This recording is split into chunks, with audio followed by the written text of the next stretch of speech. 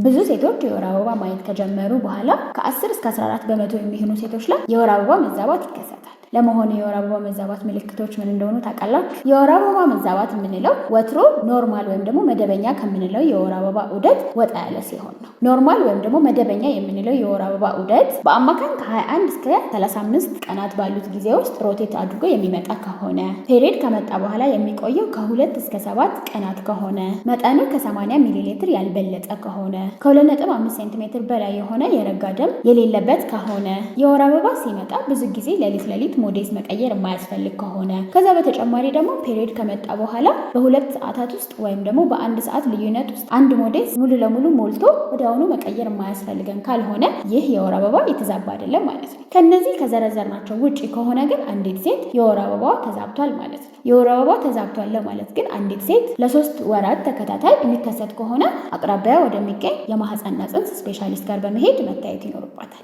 ነገር ግን የወር አበባ ማየት የጀመሩ ወይም ደግሞ በመጀመሪያዎቹ የ10ዎቹ እድሜ ውስጥ ያሉ ሴቶች ወይም ደግሞ እድሜያቸው ወደ ማረጥ የተጠጋ ሴቶች ላይ ግን የወር አበባ መዛባት በሆርሞን ምክንያት የሚከሰት ሲሆን ብዙ ጊዜ በራሱ የሚስተካከል ይሆናል። ጥያቄ ካላችሁ ኮሜንት ላይ ያሳውቁን፣ አሊያም መተግበሪያችን ላይ የመረጡት ስፔሻሊስት ጋር ቀጥታ መመካከር ትችላላችሁ። ቻሌንጅ